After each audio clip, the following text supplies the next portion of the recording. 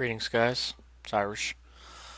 It's been officially 1 year since I did my Gentoo Adventures video, so I've officially been on Gentoo for 1 year. So I thought I would tell you a little bit about the experiences that I've had over this year. Granted, there was that one time where I broke my Gentoo, but I went back to Arch Linux for like a week and then reinstalled, and then I installed it onto my desktop. So I've always had at least one computer that's had Gentoo Linux on it. But there have been some cases where, like, I don't know why I'm on here. Like, anytime that, like, with this new encrypted install, I had to reinstall QBrowser, excuse me, which for PyQt and everything else along with that takes forever on my system. So I'll just show you what my specs are one more time. I know some of you guys have seen this, but if we do an INXI-B, I'm on a Dell Inspiron with 2 cores. Battery life isn't very good. I have to keep it plugged in. So I have Qualcomm and everything else like that. But that being said, with this being only 2 cores here, uh, I love Gentoo. The community is rock solid. They will you know tell a person to read the manual, but just like the Arch Linux, but at least they're a little bit nicer about it than, say, the Arch Linux community. They will actually give you a link or tell you, go to this article, this section, and it'll help you. Or if you have like a compilation error, you do a wget paste and it will tell you exactly. If you don't understand what the error means, they'll tell you exactly what you need to do to solve it. Or, hey, do you have this package? Or did you do it this way? Because when I was doing my encrypted Gentoo, I didn't realize I didn't do the binds correctly, the rbind and dev and everything else like that, and they gave me a little bit of hell, but that's being, I kind of deserved it, just being, I was being stupid with that, but at least they're a lot nicer, they're more willing to help you. Now, I've seen a lot of people's, like English Bob, in Infinite Galactic reviews on Gentoo, and they always bring out the negatives. Like it takes a long time to compile. Granted, yes, but it depends on your system. You could, install a binary distro and have everything up in like 15 minutes. But you're giving up a lot of control with it. That's the only one reason why I've sticked to Gentoo for a year. I do love the sense of control that I have over my system. Like, if we go back into here, say if I wanted to do VLC, so the inquiry, equery -u will spit out all the use flags. So if I did install this, say I will never ever use a Theora or a libav or a jack support. Why would I put all that into a package when I'm not going to use it? It just makes no sense. Granted, maybe later if a particular program or a DVD needs that, I can rebuild it in and recompile it, but you make your system as sleek as you can, as thin as you can, and not a lot of wasted space. With Arch Linux, you kind of have to give some control over to the developers, and some, well, granted, any distro you have to give a lot of control over to the developers, letting you know this is how it's going to be on this distro.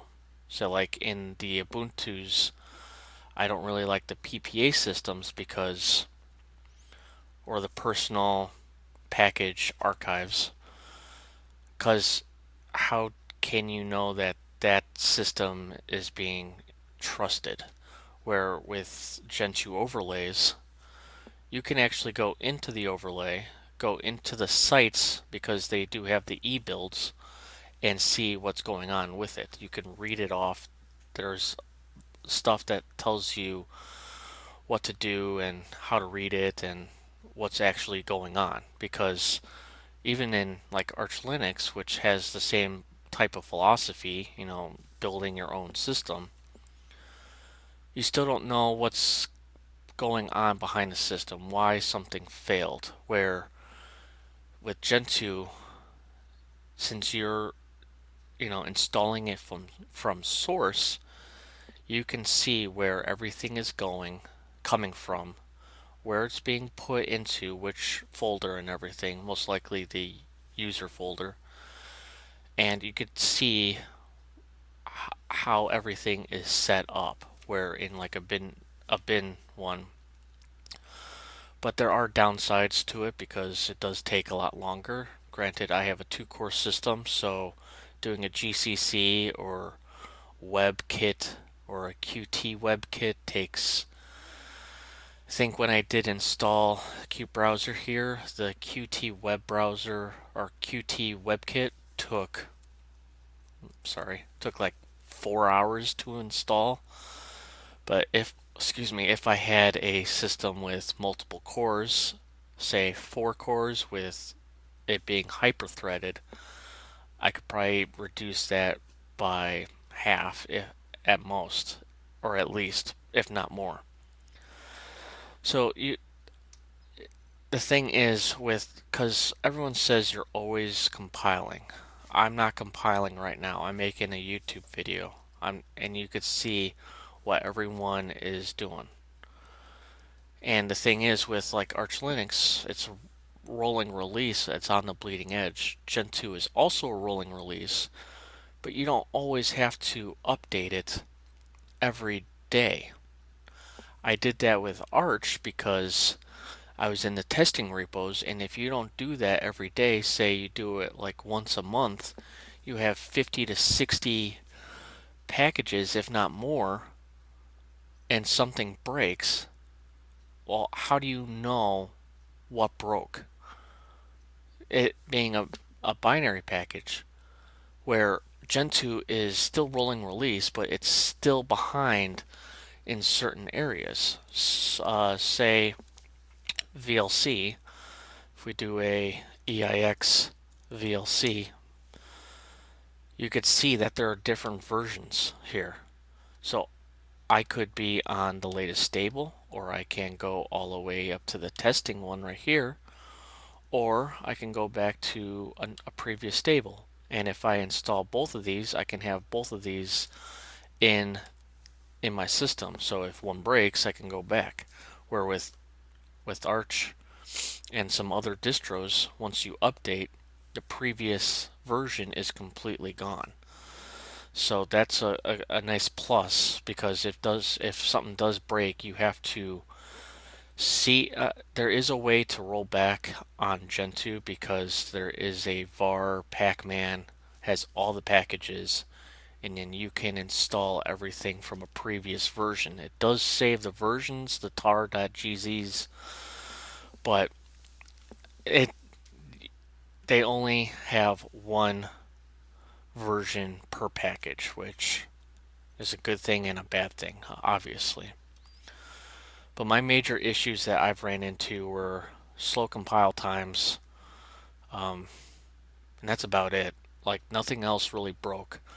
The biggest thing that's ever happened was they had a new profile and you had to update your entire system because of a new compiler, the new C compiler, the GCC compiler, and you had to redo your entire system based off of the new GCC system, where, correct me if I'm wrong, Gentoo is on the 7.0, but I don't think they have the same compatibility stuff.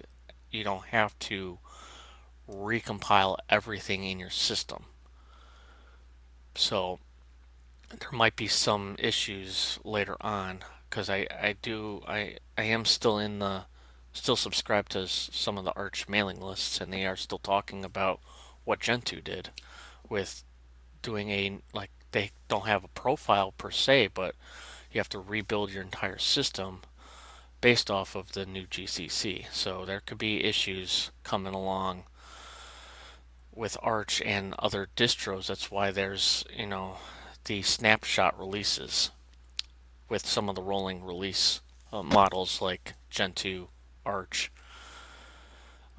So, I do find Gentoo to be very good, but, it does take a lot of time. So, but I do absolutely love Gentoo, even though it does take a lot of time to manage the systems. I have two Gentoo systems. I know someone else who's got four Gentoo systems, so it can take a while, especially working full time, looking after my son, and studying for my Security Plus. It can take a while. Um, so you don't have a lot of time, so you're going to have to push something to the side, and it's most likely going to be Gentoo updates, but I'm not completely behind. I try to do it bi-weekly, so every other week. So I need to, since I installed my encrypted Gentoo this past week, and probably next week I'll do an update, and hopefully there's not a lot. I haven't done, this is my desktop, which is downstairs. I haven't done this in I don't know how long, so if we do a emerge AVU ND at world. So this is going to update to see, since I did sync it over the weekend, this will show you if there's any other what needs to be done, including libraries. This is what is known as a deep world update. So it's gonna take a little bit, but there's there's some things I do love about the Gentoo system, where with Arch, if something needs to be corrected, you have to go to the website to see it, or if you're on a bunch of Arch communities, like on Google Plus, probably the subreddit for Arch, it'll tell you what you need to do on a version. But I do like the news on the eSelect. I do like that because if something needs to be done, you shouldn't have to, have your users go to a website to find out what needs to be done. You should push it out into an application, and it will tell you, like here, because I'm updating, hey, I have a new news article that I need to read, and if anything I need to do, they'll tell you what, excuse me, they'll tell you what you need to do. I do like that. So let's see if, so I guess,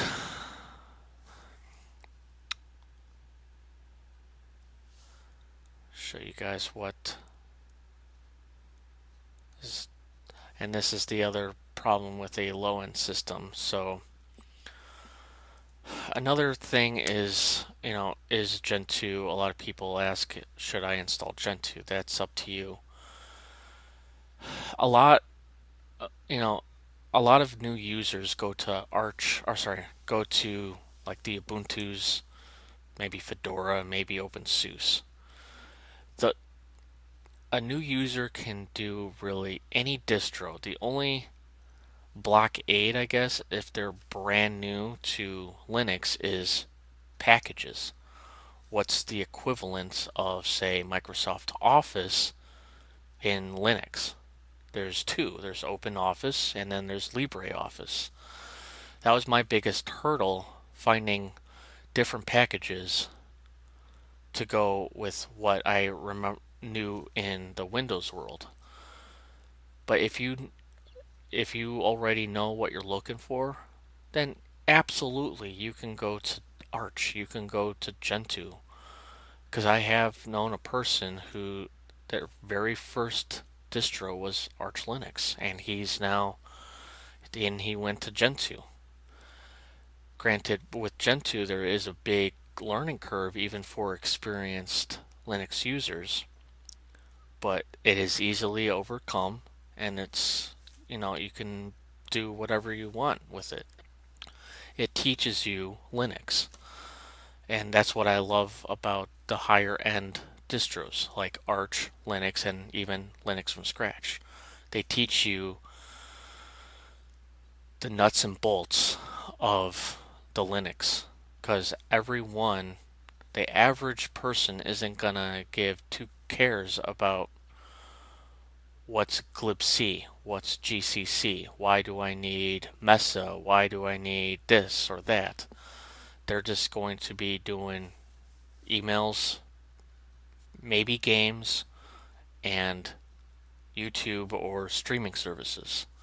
So you don't need to know the nuts and bolts if you're one of those people. But if you're more tech savvy or technological minded, such as myself, I do love how to find out how something works. I'm sure some of you have, as a kid, I like took my RC cars, destroyed them, finding out how they worked. And I did it with an old computer too. So I haven't done, so this is my downstairs one. So I haven't done it in several weeks, and I have 17 packages. There are some dependency conflicts, like Snappy. It conflicts with Qt Web Engine. ICU, it conflicts with Qt Web Engine. So I could uninstall Qt Web Engine and reinstall it, or I can wait it out, make sure that everything else works, uh, and just it'll filter out by itself. Possibly. I've never done that. I never waited it out, but I might do it with this one. So there is a new Qt Web or Qt browser, new Firefox bin, Dropbox. So there's not as many as I thought there was going to be. So that's how complicated it can be for updating your system every couple of weeks or yeah. So, but I just wanted to let you guys know that I'm still going to be on Gentoo. If I decide to go back to a binary system, it might be like a FreeBSD, which is a combination of their port system, which Portage is actually based off of. And from what I've heard, correct me if I'm wrong, like one of the guys who created Gentoo went to FreeBSD, didn't like the system as much, but did love their port system, and then brought it over to the Gentoo. So, but if I'm gonna go to like a binary system, it might be like OpenSUSE or probably not Fedora, probably OpenSUSE or possibly Arch. Even though I've ranted a little bit about their community, it's getting slightly better, not a lot. There's still a lot of arrogance in that community, so probably not going to be on Arch if I decide to go back. So, but let me know if you guys are interested in like install videos. I could do like how to install. I've already done Arch. I don't know if I want to do Gentoo because learning Gentoo through doing it yourself actually helps you manage your system. But if you're watching someone do it for you, you may not, you know, get as much out of it as much as you doing it yourself. I can do like OpenSUSE, I could do Fedora, I could do other like install videos if you guys are interested. I do want to know what everyone else what distros you're using so I can base a lot of my future videos off of that. So if you're using OpenSUSE and you're trying like an RPM distro, I could, you know, have my spare laptop have Fedora or OpenSUSE, and I can show you guys how to do something with that. Or if you're using Ubuntu Mate or a Debian slash Ubuntu distro, again, I could put my spare laptop with whatever you guys are using, and I can do tutorial videos. I do want to get back into those once my Security Plus test is done. But again, let me know what you guys are using so I can know so I can base some future videos on. Because if I do everything on Gentoo, that's only helping a small fraction of the whole Linux world. So, but this will be probably my last vlog for a while. I'll let you guys know if I do past my Security Plus. I should know that day, which is the 27th. Um, so I'll let you guys know in a future video if I do pass or fail. Hopefully I don't fail. I'm, still studying my butt off. So, but you guys have a good day, and I'll catch you later.